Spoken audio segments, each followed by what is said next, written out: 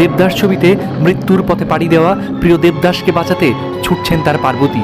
আকাশ বাতাস পেছনে ফেলে ঘর সংসার ভুলে শুধু ছুটছে নারী, তাকে আমরা চিনি। তিনি আর কেউ নন, মহানায়িকা সুচিত্রা সেন।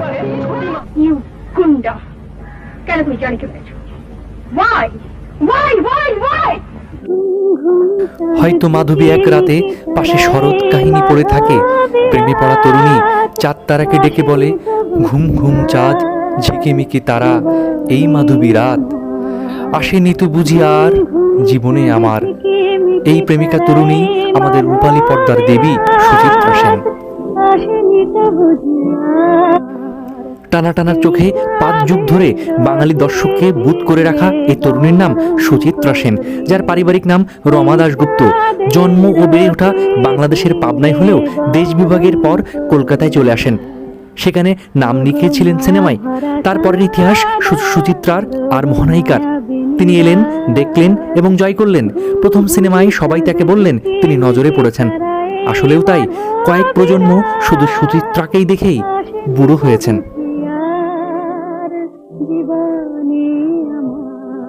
তারা দেওয়ালে অনেক কিছু লেখে, যা সাহস করে বলতে পারে।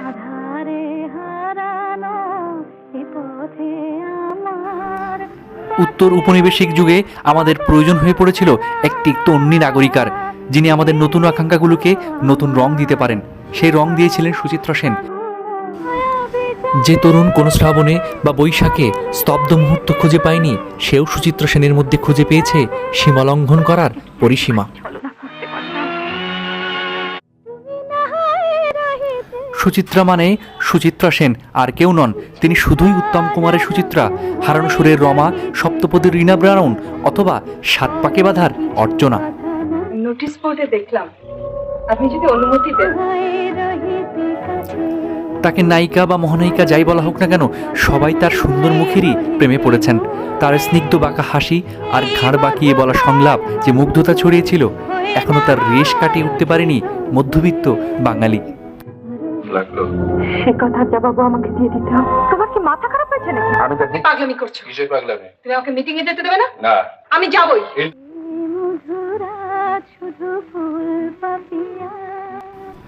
এই মহানায়িকাকে দেখেই নারী চিনেছে দেশের মানুষ। দিন শেষে ঘরে ফিরে স্ত্রীর চোখে সুচিত্রা সেনকে খুঁজেছে। সেই হিসেবে সুচিত্রা আমাদের নারী চেনার শিক্ষক। আমি কি পুতুল নাকি যেভাবে বসে রাখবে ঠিক সেইভাবে বসে থাকবো? আমার যে হাত পাগুলো সব টনটন করছে। সুচিত্রা সেন হয়তো পিতৃতান্ত্রিক সমাজে আঘাত করেননি, বিদ্রোহ করেননি, তবু তিনি হয়ে ওঠেন নারী ব্যক্তিত্বের এক স্বাতন্ত্র সিলমোহর। হয়তো নিতা কিংবা চারুলতা হওয়া সম্ভব হয়নি তার পক্ষে, কিন্তু তার নিষ্পাপ কৌমার্য ও দগ্ধ বাসনা তাকে সপ্তপদী কিংবা উত্তর ফাল্গুনিতে যে দায়গা দেয়, তা যে চির অবিনশ্বর, এটা দায়িত্ব নিয়েই বলা যায়। আমি করলাম রাগ আর তুমি দেখলে মিষ্টি ভাব। আমি কাঁদলে তুমি তো দেখবে আল্লাহর আটকানো হয়ে গেছি। বিখ্যাত ক্যামেরাম্যান অজয় করের সফট ফোকাস ক্লোজ আপ বলে দেয়, আজও সুচিত্রা সেন আমাদের বাগানের সব থেকে সুন্দর ফুল, যা এখনো শুধু সৌরভই ছড়ায়। আমি অভিনয় করতে পারি না, আমি পারি না, আমি পারি না, আমি পারি না।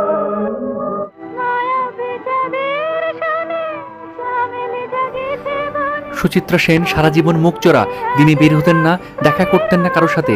রূপালী পর্দায় এত আলো দিয়েছেন, অথচ নিজেই শেষমেশ অন্ধকারকে বেছে নিয়েছেন। হঠাৎ প্রিয় নায়ক উত্তম কুমার চলে গেলে 1978 সালে সবার চোখের আড়ালে চলে যান, একদম সব কিছু ছেড়ে। তারপর শুরু হয় দীর্ঘ এক নির্জন নিভৃত জীবনের গল্প, যেখানে জীবন এতটাই নীরব ছিল নায়িকার যে বাতাসও থেমে গিয়েছিল। তাই তো তিনি আমাদের গ্রেটা গার্বো, যার রয়েছে অবারিত রহস্যময় এক আড়ালের হাতছানি। মুছে গেল কুষাণ, আমি ভাবতেও পারিনি তুমি তোমার স্বরূপকে এত সহজে চিনতে পারবে। সুচিত্রা সেন থেকেও ছিলেন না, তিনি ছিলেন, তবে কেউ তাকে দেখেনি। সুচিত্রা সেন সেই নারী যিনি জাদুকরী রূপের আগলও ভাঙেননি জীবনকাল। বয়সের সঙ্গে নিজেকে পাল্টে নেননি, নতুন চরিত্রে হননি পার্শ্ব অভিনেত্রী। পর্দার অভিনয় জীবনে নিজের যে চূড়ান্ত রূপান্তিক রূপ গড়েছিলেন, স্বেচ্ছা অন্তরালে সেই রূপটিই ধরে রেখেছিলেন জীবনের শেষ প্রান্তে। 2014 সালের 17 জানুয়ারি অন্তরালে থেকেই সবার অন্তরালে চলে গেলেন সুচিত্রা সেন।